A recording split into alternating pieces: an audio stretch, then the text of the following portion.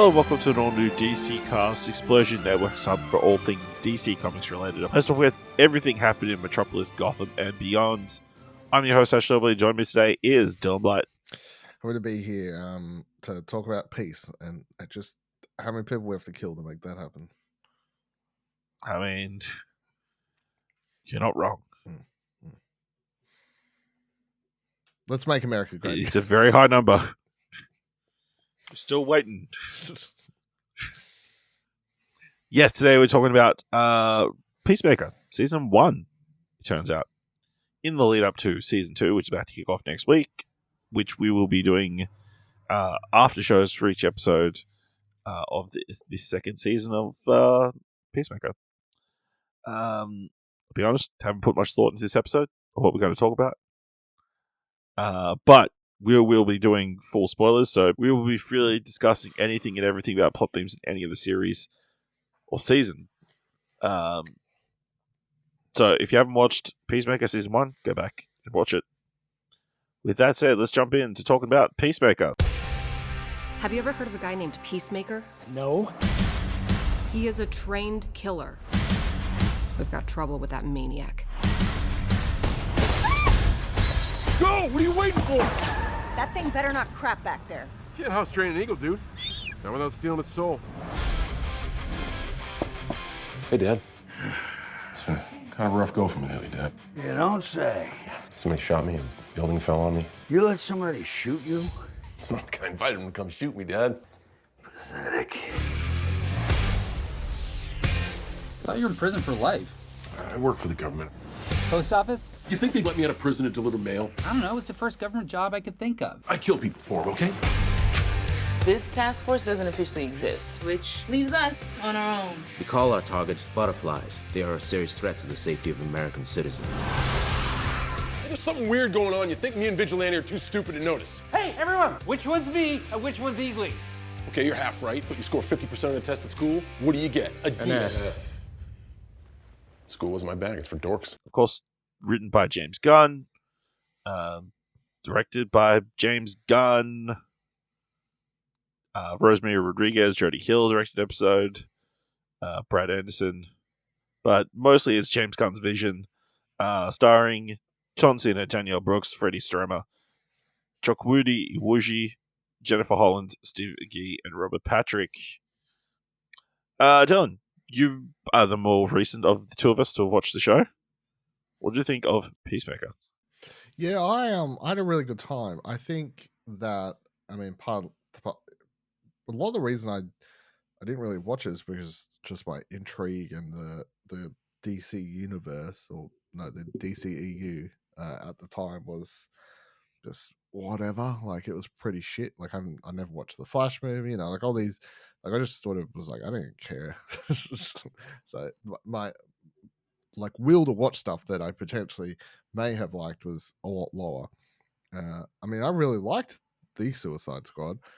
Thought that was great, but still, just considering it was a ancillary spin-off thing, I was like, yeah, maybe one day, sort of. But then when it was confirmed that this will, apart from one scene basically right at the end of the series, everything else would be considered canon and carrying over to the new DC universe. So better get aboard. I can start the slate clean and catch up on everything, especially now that we're doing this podcast. So I had a really good time. I think that it's the characters are all great. I think that the show does what a lot of the Disney Plus Marvel stuff fails to do, which is just sort of live in its own world and not get caught up in the nonsense of the larger world, and also just do play into its own strengths and not afraid to be weird if it's weird, So it takes a quote unquote hero and tells his his dad's a Nazi supervillain basically. It's very violent. It's got lots of swear words. But also it's not that like we're trying to be adult for the sake of. It's just because it fits the tone and characters and the world we're living in. It all makes more sense.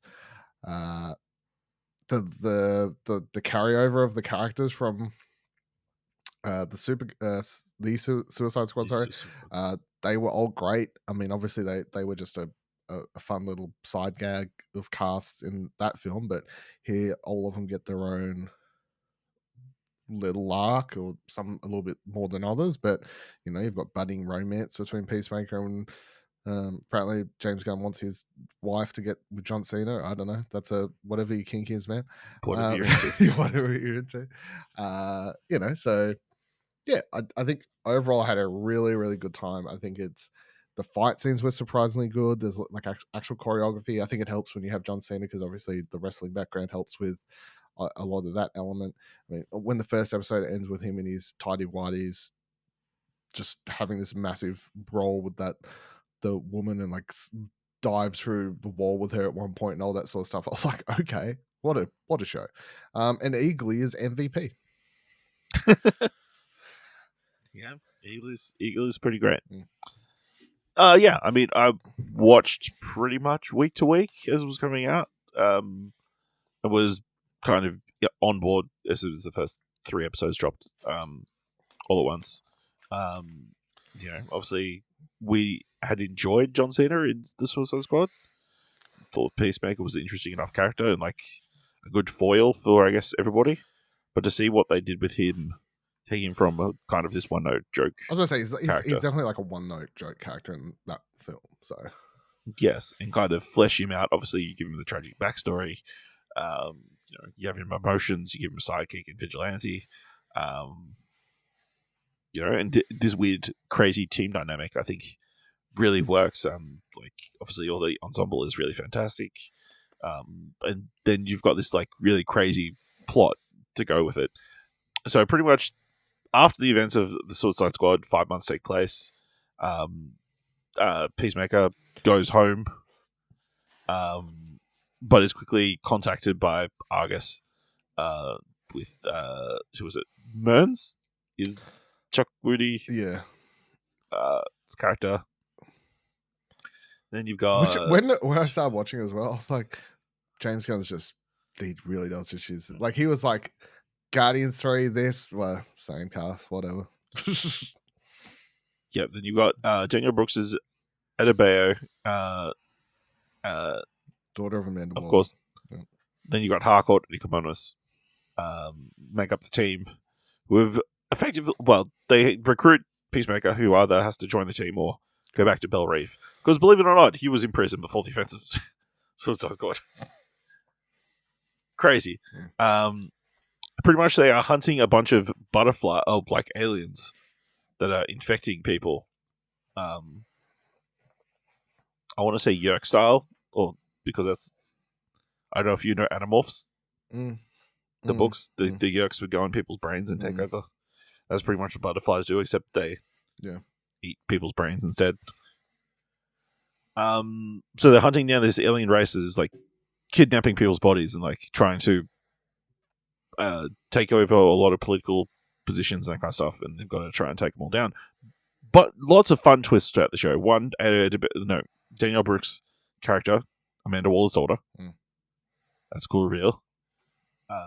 Rob Patrick being a fucking Nazi supervillain. And Chuck Woogie being an alien. That was one I didn't see coming. Yeah, so that's a lot of fun. You've got this, all leads up to this big set piece where they need to take out this cow. A cow, which is this major, these butterflies' major food source that they need. Otherwise, they're all going to starve to death. One of the best, I was like, okay. But it's like, at the end, when the big thing's going to talk to us, like, we're just trying to help. We lost our planet because we ruined all our resources. We're just trying to help you guys. We'll just take up certain positions and we'll help you live in harmony with these all. We just need this cow, and we hope we'll be able to help you ruin your planet, because currently on the trajectory you're on, basically going to destroy your own planet anyway. Yeah, and I was thinking, okay, interesting direction for this to go, and then nope. And then Daniel Brooks goes flying with a torpedo helmet. Yeah, I was like, okay. That's really great. Yeah, I mean, I will say, just because we're at that scene, I did laugh with after the setup in first episode when we talked about Aquaman fucking a fish to the janitor dude at the place, and at the end where they were like walking out, and the Justice League drops down, and he's like, "You guys are too fucking late." Blah blah blah. We're gonna go fuck another fish. Like, it's just That's a shame that's not canon anymore. yes. It's like somehow it's going to be magically worked on. Yeah, I think it was a fun dynamic. Obviously, the team all getting together. I think Vigilante came across as like this really fun character. I think he was one of the what kind of standout characters, just because of his naivety and just willingness to do anything to make Peacemaker happy and that kind of stuff. That was really enjoyable. So, I think the thing with him that got me is like when it starts, you're like, oh, this guy's like, he has that element of just sad dude, just wants like sad dude obsessed with someone sort of vibe to him.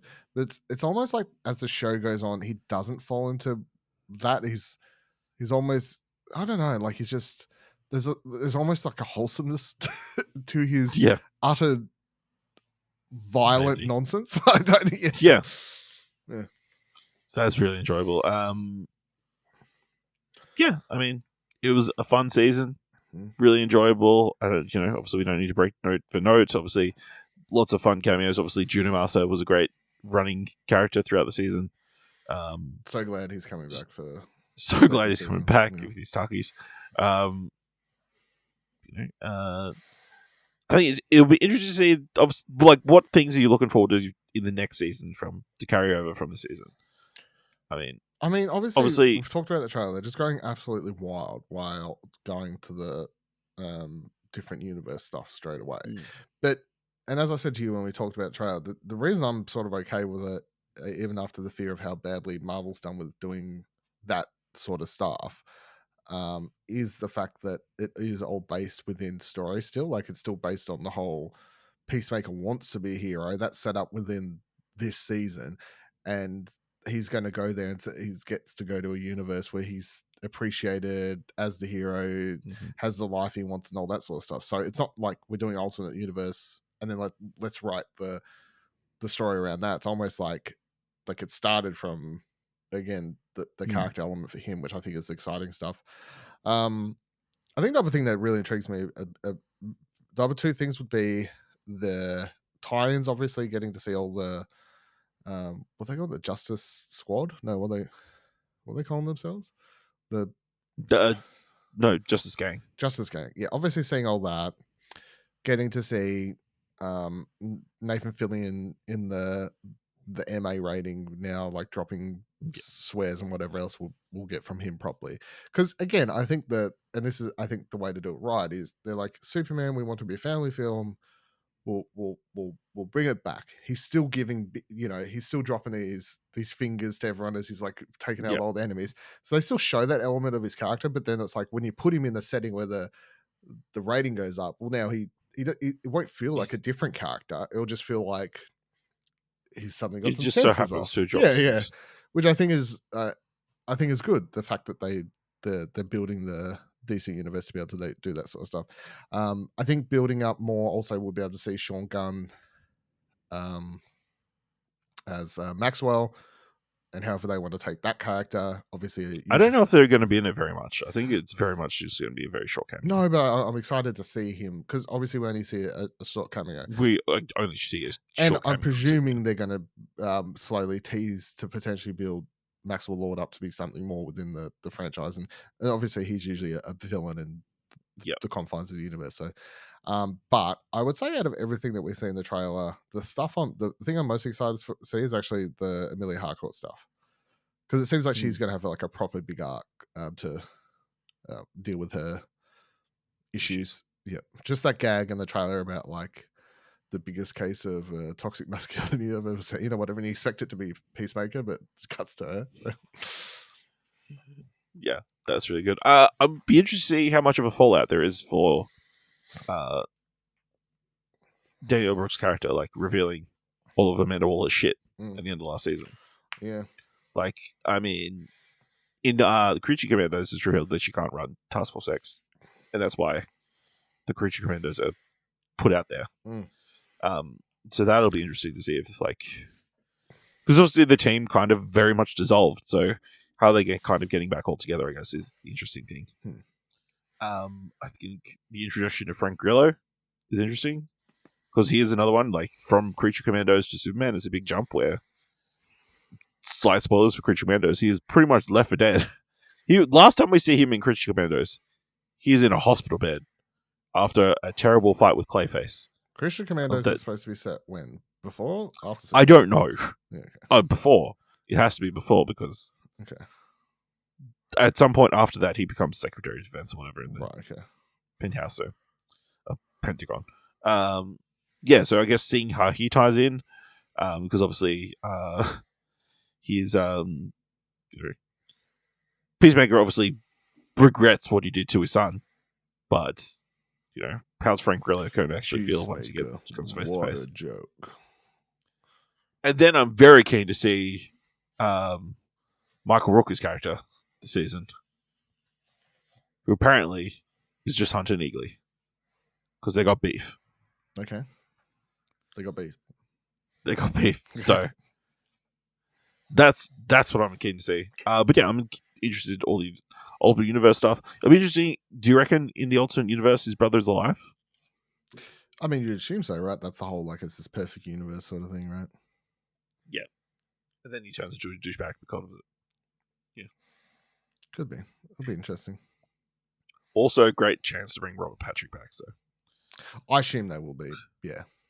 Because I think he's in the trailer from memory. Is he? I can't remember, but yeah, that would make sense. Yeah. Because obviously he was a very strong force with him last season. So yeah, he also. I feel like James Gunn's just that. Like, if he can bring back actors he likes to play characters again yeah, he will. Yeah. So, yeah. Any other thoughts on season 1 or the upcoming season 2? Hanoi Rocks is a very good band, so I appreciate all the love for that within the show. Obviously, the opening credits I never watched somehow. I knew what that is. I know it's wild. Crazy. Not even just on Twitter or something. I knew it was a thing. I'd seen all the headlines. I'd seen the picture. The show. I knew the show started with a dance number. I'd never watched it until I sat down to watch the first episode. Which, yes, I did at the time watching it go, how did this never just come up and autoplay on my feed somewhere, But I'd seen a screenshot, obviously, but never. So that's why. Yeah. And it gets stuck in your head after a while of watching it. So, but I'm a fan of I'm looking forward to the season 2. The new. I'm glad they're changing up the songs though, so it's not like each season has. Well, they need to because half that cast got killed. Yeah, so it's like its own thing. You have your own little dance number and everything, and yeah. Okay. Yeah. Dylan, question without notice. If you could have any wild animal best friend, what would it be? Wild animal best friend? So, yeah, like Eagly. Wild animal best friend. Wild animal best friend. Wild animal best friend. That's a very hard question. Wild animal best friend. I feel like I would either like. I'm trying to think of proper wild animals, not stuff that you can sit very close to pets you could have anyway. Like a dog. Yeah. Yeah. But I don't know if it's super boring because it is sort of a 4-legged thing, but a fox would be cool. Mm-hmm. Or an owl would also, yeah. I definitely feel like would be cool. Yeah. Yeah. I think a panda. That'd be pretty cool. Sure. Why didn't I think of that? You're right. That's the answer. What am I talking about? Because they're so dopey. Yeah, you got the correct It's answer. kind of indestructible. Yeah. But also you feel like they could tear your face off if they really wanted to. Yeah, that is the answer, I think. You got it. Yeah. I mean, I was thinking hippo because fucking No. What's her face is adorable. Most dangerous animal in the world. Yeah, that's also that. Yeah.